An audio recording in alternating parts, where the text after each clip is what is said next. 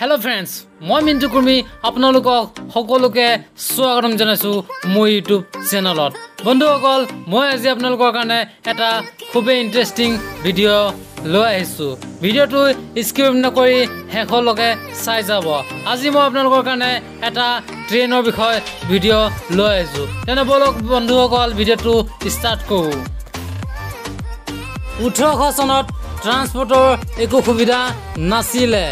সেইটো সময়ত মানুহবোৰে বহুত কষ্ট কৰি জীৱনটো পাৰ কৰিছিলে, কিন্তু 1900 চনত এনেকুৱা ধৰণৰ ট্ৰেইন সাজি ওলাইছিলে। আৰু যিটো সময়ত ট্ৰেইন লাইন বনোৱা হৈছিলে, এনেকুৱা এটা ৰাস্তাত বনোৱা হৈছিলে য'ত নেকি মানুহ গৈ কাম কৰিবৰ কাৰণে বৰ অসুবিধা হৈছিলে, কিন্তু বহুত মানুহে কষ্ট কৰি হ'লেও বনালে। হোৱাইট পাছ এইটো আমেৰিকাত আছে, আৰু এইখন দলং দীঘল আছে 176 কিলোমিটাৰ।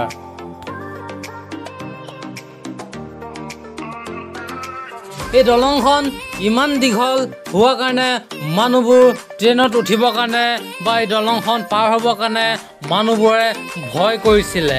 যিকোনো বস্তু ওলালে প্ৰথমতে মানুহ যাবলৈ বা কৰিবলৈ ভয় কৰে। ঠিক তেনেকুৱাই কথা। ট্ৰেইনে লাষ্ট নিউজ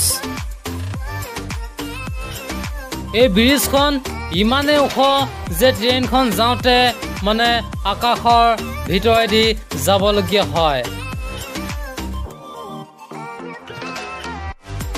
এই ব্ৰিজখন 4220 মিটাৰ ওখ আছে।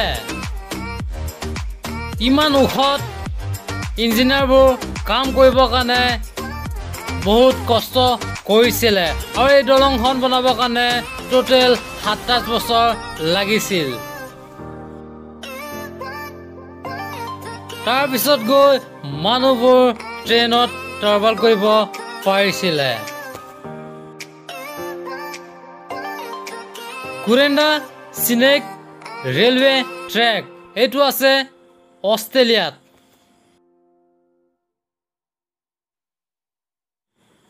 এইখন ট্ৰেইন জংঘলৰ মাজেদি যায়, আৰু এইখন ট্ৰেইন যাওঁতে এটা পাহাৰৰ পৰা পৰি থকা ঝাৰণাও পায়। এইটো ৰাস্তা যেতিয়া ক্ৰছ কৰে তেতিয়া ঝাৰণা পানীবোৰ ট্ৰেইনত আহি সোমায়, মানে যিবোৰ মানুহে ট্ৰেইনত যায় চবকে তিতাই দিয়ে। Church town loop railway road এইটো আমেৰিকাত আছে।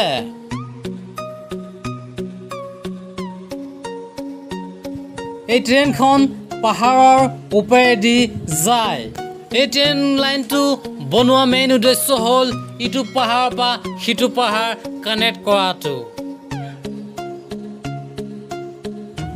ট্ৰেইন লাইনটো ওখ জেগাত থকাৰ কাৰণে এই ট্ৰেইনটো বহুত লাহে লাহে চলাই যাবলগীয়া হয়।